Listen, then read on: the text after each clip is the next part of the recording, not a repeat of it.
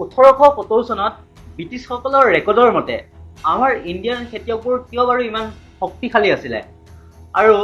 কিন্তু আজিকালি যদি চাব যোৱা যায় তেন্তে আমাৰ যোনবোৰ ইণ্ডিয়াৰ খেতিয়কবোৰ হয় বহুতো কমজোৰ হৈ গৈছে আৰু খেতিয়কৰ পৰিয়ালবোৰ বহুত কমজোৰ হৈ পৰিছে কিয় বাৰু হেল্ল' বন্ধুসকল কি খবৰ মই মনোজ আৰু আপোনালোকে চাই আছে D modern my YouTube channel আজি ভিডিঅ'ৰ টপিকটো হৈছে ইণ্ডিয়ান খেতিয়কবোৰ কিয় লাহে লাহে কমজোৰি হৈ গৈ আছে আগতেতো জিম নাছিলে আৰু তেওঁলোক ইমান শক্তিশালী কেনেকৈ আছিলে তেওঁলোক শক্তিশালী থকাৰ এটাই বিশেষ উদ্দেশ্য আছিলে তেওঁলোকে খোৱা খাদ্য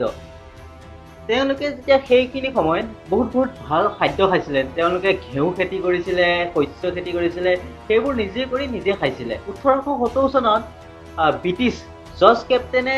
লিখিছিলে যে ইণ্ডিয়াৰ খেতিয়কবোৰ পৃথিৱীৰ ভিতৰত শ্ৰেষ্ঠ আৰু শক্তিশালী খেতিয়ক হয় বুলি কিন্তু 1900 চনৰ পাছৰ পৰা ভাৰতৰ খেতিয়কবোৰে শক্তি নাইকিয়া হোৱা বিশেষ দুটা কাৰণ হৈছে প্ৰথমটো হৈছে তেওঁলোকে যেতিয়া ব্ৰিটিছ অহা আৰম্ভ কৰিছিলে ব্ৰিটিছসকলে কি কৰিছিলে শস্য উৎপাদন আৰু ঘেঁহু উৎপাদনবোৰ কমাই তেওঁলোকে কি কৰিছিল নীল খেতি তাৰপিছত আৰু আফিমৰ খেতি আৰু চাহৰ খেতিৰ ওপৰত বেছি প্ৰাধান্য কৰিছিলে তাৰ ফলত সেইবোৰৰ উৎপাদন বঢ়াৰ ফলত আমাৰ যোনবোৰ ঘেঁহু আৰু শস্যৰ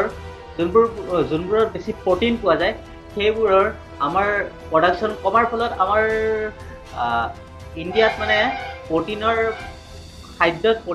প্ৰটিনৰ মাত্ৰাটো কমিছে আৰু আফিমৰ মানে এইবোৰ নিচা জাতীয় বস্তুবোৰ আমাৰ ইণ্ডিয়াৰ মানুহবোৰৰ যেতিয়া এডিক্টেড হৈ গ'ল আৰু চাহ খোৱা যেতিয়া আৰম্ভ কৰিলে তাৰ ফলত আমাৰ ইণ্ডিয়াৰ খেতিয়কবোৰৰ খাদ্যৰ প্ৰতি অলপ কম হেৰি হৈ গ'ল প্ৰটিনৰ মাত্ৰাটো কমি যোৱাৰ ফলত তেওঁলোকে দুৰ্বলতা অহা আৰম্ভ কৰিলে তাৰপিছত 2 নম্বৰ কাৰণটো হৈছে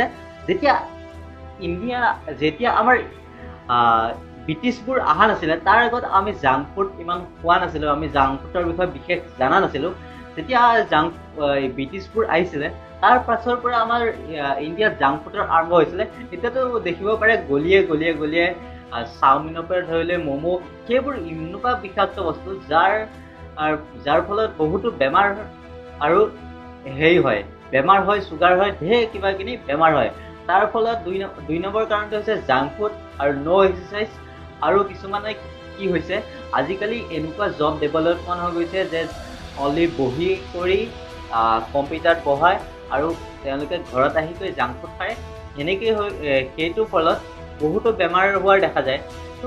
আজি ভিডিঅ'টো ইমানেই আছিলে তো ইণ্ডিয়ান খেতিয়কবোৰ দুৰ্বল হোৱা মেইন কথাটো আছিলে তেওঁলোকৰ যোনবোৰ খাদ্যত প্ৰটিনৰ মাত্ৰাটো কমিছে আপোনালোকে প্ৰটিনৰ মাত্ৰাটো কেতিয়াও কমাব নিবিচাৰিব আপোনালোকে পাৰিলে শস্যযুক্ত খাদ্য খাওক আৰু ভাল খাদ্য খাওক প্ৰটিনৰ বিষয়ে জানক প্ৰটিনটো বহুত ইম্পৰ্টেণ্ট বস্তু হয় যাৰ ফলত আমাৰ বডিটো সুস্থ সবল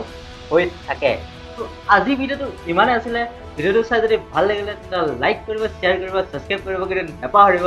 এনেকুৱা ভিডিঅ' যদি চাব বিচাৰিছে আৰু মই অলৰেডি বহুত ভিডিঅ' বনাই আহিছোঁ আপোনালোকে ভিডিঅ'টো